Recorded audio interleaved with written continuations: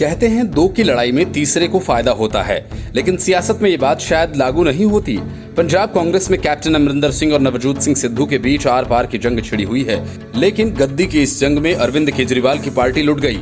कहां तो अरविंद केजरीवाल इस उम्मीद में बैठे थे कि कांग्रेस में फूट पड़े तो वे अपनी दुकान बढ़िया से सजाएं, लेकिन हुआ इसके उलट। दिल्ली रवाना होने से पहले अमरिंदर सिंह ने आम आदमी पार्टी के 3 विधायकों को कांग्रेस में शामिल कराकर दिल्ली दरबार को इस बात का संकेत दे दिया कि उनकी उपेक्षा पार्टी को भारी पड़ेगी। पंजाब विधानसभा चुनाव के पहले आम आदमी पार्टी के 3 विधायकों ने पार्टी छोड़ दी। इनमें खालिस्तानी एजेंडा रेफरेंडम 2020 का समर्थन करने वाले सुखपाल सिंह खैरा भी शामिल हैं।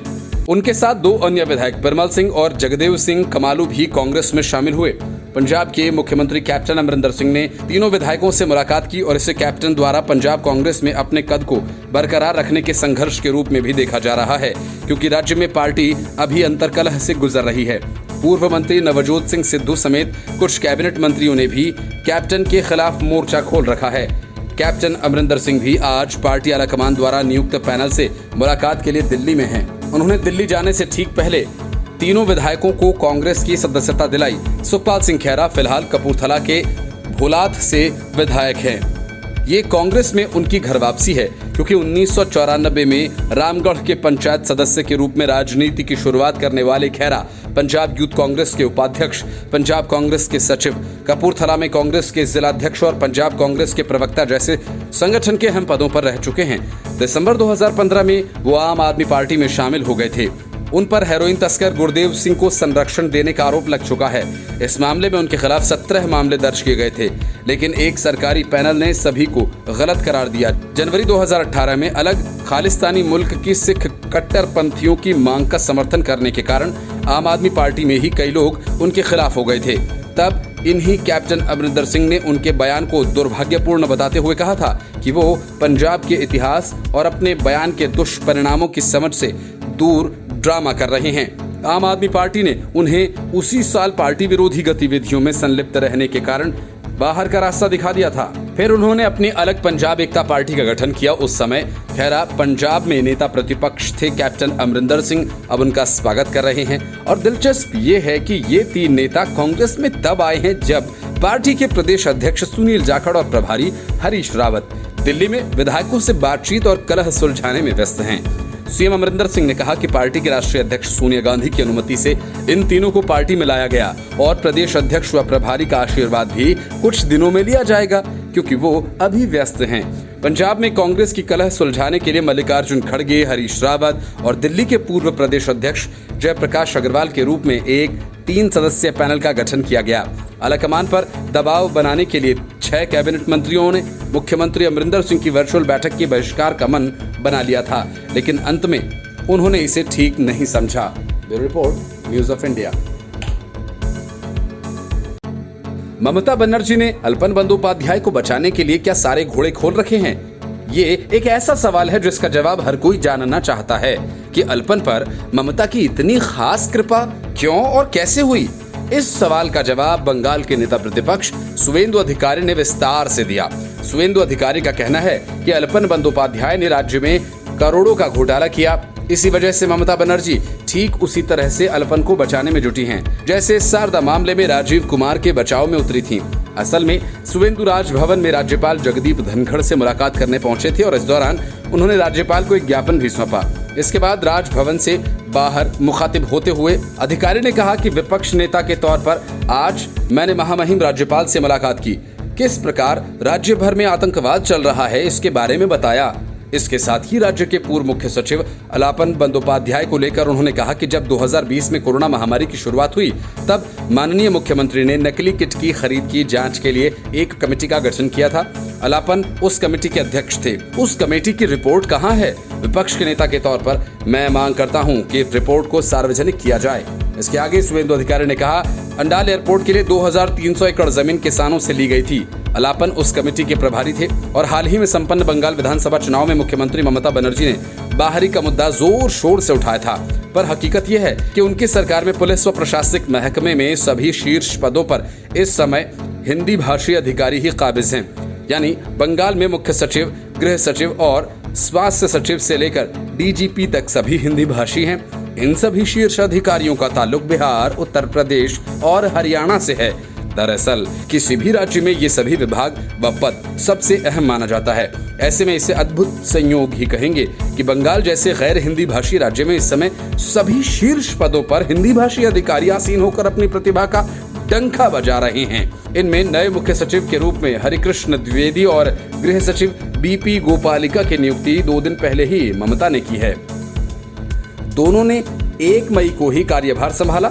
1988 बैच के बंगाल कैडर के वरिष्ठ आईएएस अधिकारी द्विवेदी मूल रूप से उत्तर प्रदेश के हरदोई जिले के निवासी हैं। मुख्य सचिव से पहले वे गृह सचिव के पद पर थे। उसके पहले उन्होंने लंबे समय तक राज्य में वित्त विभाग के प्रधान सचिव की जिम्मेदारी संभाली। Bureau report, news of India. Rahul Gandhi और प्रियंका वाड्रा वैक्सीन का रोना रो रहे हैं तो राजस्थान सरकार वैक्सीन को डस्टबिन में डालकर बर्बाद कर रही है। हद तो तब हो गई जब कांग्रेस शांति राज्य पंजाब में सरकार वैक्सीन बेचने का धंधा करने लगी। शिरोमणि अकाली दल के राष्ट्रीय अध्यक्ष सुखबीर सिंह बादल ने कैप्टन अमरिंदर सिंह की सरकार पर वैक्सीन को निजी अस्पतालों को बेचने और मुनाफाखोरी के गंभीर आरोप लगाए हैं। उन्होंने कहा कि पंजाब में कोविड-19 का टीका उपलब्ध है, लेकिन पंजाब सरकार इसे निजी अस्पतालों को बेच रही है। कैप्टन अमरिंदर सिंह की सरकार 400 रुपए में टीके ले रही है, लेकिन प्राइवेट अस्पतालों को 1000 रुपए में बेच रही है और प्राइवेट अस्पताल भी अधिक कीमतों पर लोगों को वैक्सीन देकर मुनाफा कमा रहे हैं। सुखबीर बादल ने कहा कि अगर वे वैक्सीन की कीमतों में सुधार नहीं करते या इसे मुफ्त में नहीं देते तो हम पंजाब सरकार के खिलाफ हाई कोर्ट जाएंगे। अगर हम पंजाब में फिर से सरकार बनाते हैं तो उसकी जांच करेंगे। उन्होंने इस मामले पर अरविंद केजरीवाल की आम आदमी पार्टी को भी घेरा। शिरोमणि अकाली दल के राष्ट्रीय अध्यक्ष ने कहा कि ये सब देखने के बावजूद आम आदमी पार्टी इस पर खामोश क्यों है। बादल ने आरोप लगाया कि अकेले मोहाली में एक दिन में करीब 2 करोड़ रुपए का मुनाफा कमाने के लिए 35,000 डोज निजी संस्थानों को बेची गई। उन्होंने कहा कि वैक्सीन को बेचकर लाभ कमाना कांग्रेस सरकार द्वारा अपनाया गया अनैतिक तरीका है। अकाली दल के प्रमुख ने राहुल गांधी पर भी सवाल उठाए, जो शुरू से ही केंद्र से मुफ्त टीके की मांग कर रहे हैं। बादल ने पूछा कि क्या वह आम आदमी को प्रति खुराक 1560 रुपए देने के लिए पंजाब सरकार के कदम का समर्थन करते हैं। पंजाब सरकार ने कॉर्पोरेट सोशल रिस्पॉन्सिबिलिटी यानी CSR के नाम पर अपने इस कदम से प्रति खुराक 660 रुपए का लाभ कमाया है और प्राइवेट अस्पतालों को प्रति खुराक 500 रुपए का लाभ होता है, क्योंकि वे लोगों से टीके की एक खुराक के लिए 1560 रुपए वसूलते हैं। हाल ही में खरीदी गई 1 लाख वैक्सीन में से पंजाब सरकार ने राज्य के सभी प्राइवेट अस्पतालों को 1060 रुपए प्रति खुराक की दर से कम 20,000 वैक्सीन बेची, जिसकी कीमत 400 रुपए थी। प्राइवेट अस्पताल वैक्सीन की प्रति खुराक के लिए लोगों से कम 1560 रुपए वसूल रहे हैं। अभियान में शामिल अधिकारियों द्वारा यह दावा किया जा रहा है कि सरकार ने टीकाकरण CSR फंड के नाम से एक अलग बैंक अकाउंट बनाया है और प्राइवेट अस्पताल इस अकाउंट में ही पैसे जमा करते हैं। वैक्सीन की खरीद में शामिल राज्य के अधिकारियों का कहना है कि प्राइवेट अस्पतालों से इकट्ठा किया गया अतिरिक्त पैसा वैक्सीन खरीदने के लिए इस्तेमाल किया जाएगा। Bureau report, news of India. Mamata Banerjee के इशारे पर पीएम मोदी की बैठक में देर से आने और जल्दी चले जाने वाले अल्पन बंदोपाध्याय की उल्टी गिनती शुरू हो गई। ममता बनर्जी से लेकर उद्धव ठाकरे तक जितना भी हंगामा खड़ा करे, अल्पन बंदोपाध्याय को केंद्र सरकार बख्शने के मूड में नहीं है। केंद्र सरकार की नोटिस का जवाब अल्पन बंदोपाध्याय ने जिस अंदाज में दिया, उसके बाद साफ है कि उनके खिलाफ कड़ी कार्रवाई का रास्ता खुल गया।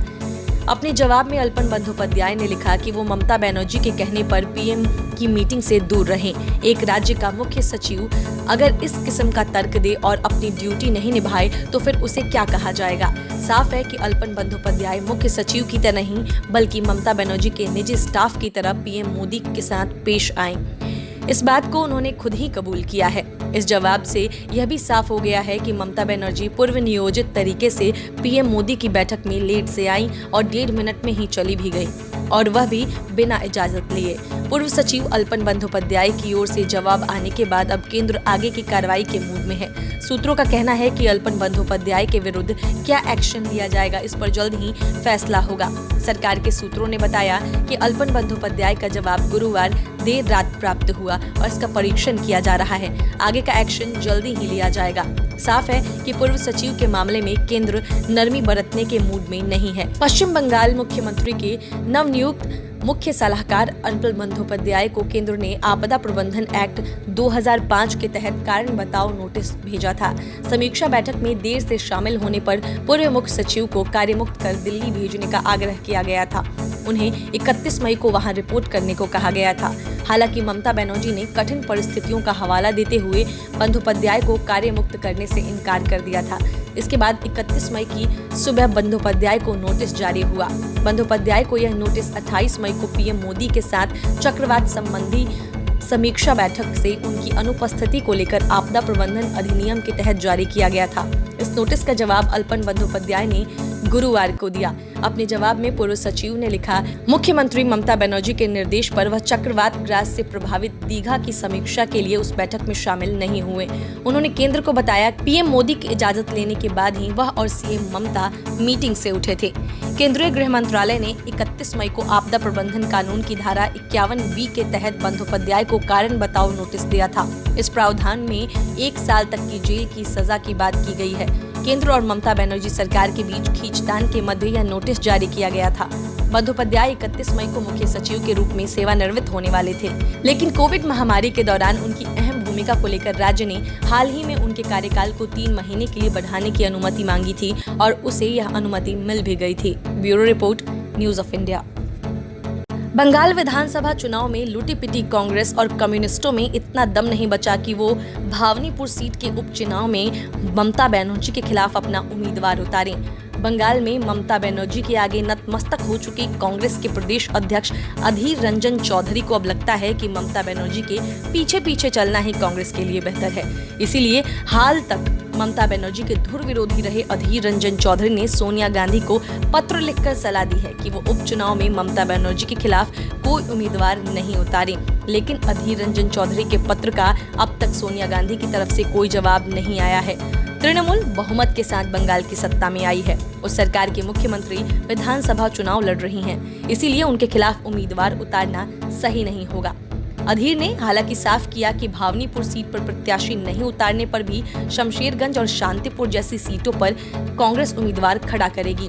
बंगाल की 6 विधानसभा सीटों पर उपचुनाव होना है। चुनाव आयोग ने अभी उपचुनाव की तारीखों की घोषणा नहीं की है। तृणमूल के राज्यसभा सदस्य सुखेंदु शेखर राय ने अधीर के मत का स्वागत करते हुए कहा कि भावनीपुर सीट पर ममता बनर्जी की जीत सुनिश्चित है। हालांकि कांग्रेस अगर ऐसा सोच रही है या इस तरह का निर्णय लेने जा रही है तो यह राजनीति के लिए शुभ संकेत है। कुछ राजनीतिक विश्लेषक कांग्रेस के इस कदम को 2024 में होने वाले लोकसभा चुनाव से जोड़कर देख रहे हैं। उनका कहना है कि बंगाल विधानसभा चुनाव में भारी जीत के बाद ममता को राष्ट्रीय तौर पर मोदी विरोधी प्रमुख चेहरे के तौर पर देखा जा रहा है।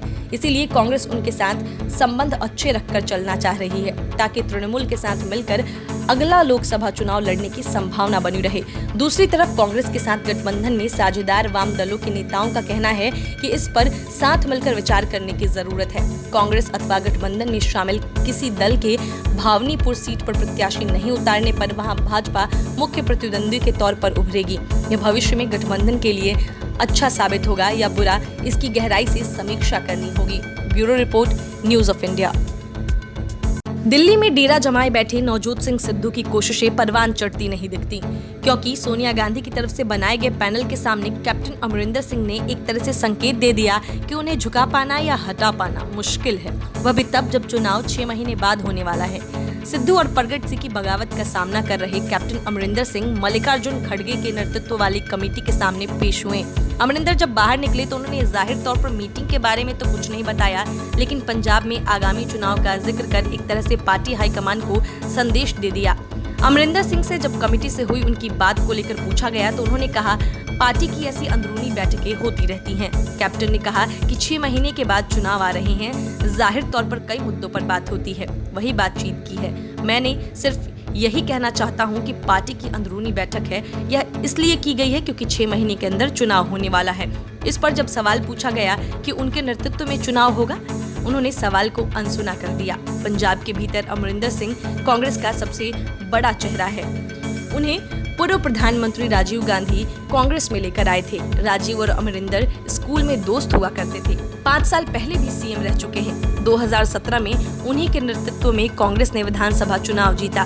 दिल्ली में 3 घंटे चली बैठक में कैप्टन ने हाईकमान के आगे यह जाहिर कर दिया कि उन्हें झुका पाना मुश्किल है, क्योंकि जिस पैनल से सिंह ने बात की वह सीधे सोनिया गांधी को रिपोर्ट करता है। ऐसे में मीटिंग में सिंह ने जो भी कहा उसे सीधे कांग्रेस नेतृत्व को दिया गया संदेश समझा जा सकता है। पंजाब को 6 महीने बाद चुनाव की परीक्षा से गुजरना है। 5 विधानसभा चुनाव में करारी हार के बाद कांग्रेस का मनोबल गिरा हुआ है। ऐसे में चुनाव से पहले पंजाब की कलह पार्टी हाईकमान के लिए सिरदर्द बन गई है। सोनिया और राहुल के सामने सबसे बड़ी समस्या यह है कि पंजाब में कैप्टन को स्वीकार करना उनकी मजबूरी है।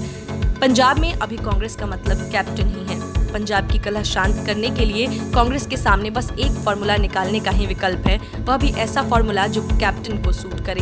पंजाब में कांग्रेस की कलह शांत करने के लिए बनी इस कमेटी में इससे पहले पार्टी के सांसद, विधायक और मंत्री पेश हो चुके हैं। अमरिंदर विरोधी खेमे के माने जाने वाले राज्यसभा सांसद शमशेर सिंह दूलो को और प्रताप सिंह बाजवा ने बुधवार को कमेटी के सदस्यों के साथ बैठक की थी। सूत्रों के मुताबिक दोनों ने कैप्टन पर जमकर बाउंसर उछाले और कांग्रेस को क्लीन करने की बात कही। इसके साथ ही करीब 20 विधायक और 2 कैबिनेट मंत्री भी कैप्टन के खिलाफ कमेटी तक अपनी बात पहुंचा चुके हैं। Bureau report, news of India. किसानों का सबसे बड़ा नेता बनकर देश भर में घूमने वाले राकेश टिकैत की हकीकत अब सामने आने लगी है। असल में राकेश टिकैत किसानों का नेता नहीं बल्कि एक भूमाफिया है, जिस पर एक महिला की 3 एकड़ जमीन हड़पने का आरोप है। भारतीय किसान यूनियन के अध्यक्ष नरेश टिकैत के भाई राकेश टिकैत के खिलाफ एक महिला ने मुख्यमंत्री योगी आदित्यनाथ से गुहार लगाई है। पिछले 6 महीने से दिल्ली की सीमा पर किसान आंदोलन के बहाने जमे राकेश टिकैत ने हाल ही में हुए 5 राज्यों के विधानसभा चुनाव में भाजपा के खिलाफ प्रचार किया था। पीड़ित महिला ने राकेश टिकैत और उनके बेटे चरण सिंह को भूमाफिया बताते हुए जमीन पर कब्जा करने के आरोप लगाए हैं। टिकैत पर आरोप है कि पिता पुत्र ने मिलकर मुजफ्फरनगर में एक किसान की लाखों की जमीन पर न सिर्फ अवैध कब्जा किया बल्कि खेत में खड़ी फसल को तहस नहस भी कर डाला। पीड़ित परिवार ने जिला प्रशासन और मुख्यमंत्री योगी आदित्यनाथ से गुहार लगाई है कि वो कड़ी कार्रवाई करे। शाहपुर थाना क्षेत्र स्थित किनौनी गांव की सुशीला देवी और उनके बेटे विनीत बालियान ने कहा कि उनकी 3 बीघा से अधिक जमीन रेलवे अधिग्रहण में आ गई थी।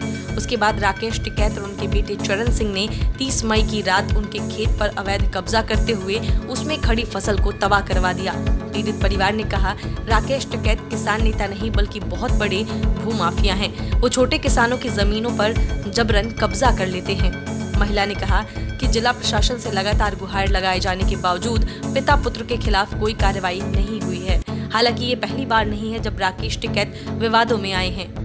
ब्राह्मण समाज पर आपत्तिजनक टिप्पणी कर सनातन धर्म के खिलाफ जहर फैलाने के आरोप लगाते हुए उनके खिलाफ फरीदाबाद में शिकायत दर्ज कराई गई थी और केस दर्ज करने की मांग की गई थी। शिकायत में कहा गया था कि वो लोगों की धार्मिक भावनाओं को भड़काकर सरकार के खिलाफ लोगों को इस आंदोलन में जोड़ना चाहते हैं। पिछले दिनों दिल्ली बॉर्डर से तस्वीर आई थी कि वहां कोविड नियमों को ताक पर रखकर इफ्तार पार्टी का आयोजन हुआ और अब खबर है कि राकेश टिकैत का जन्मदिन भी गाजीपुर बॉर्डर पर ही मनेगा।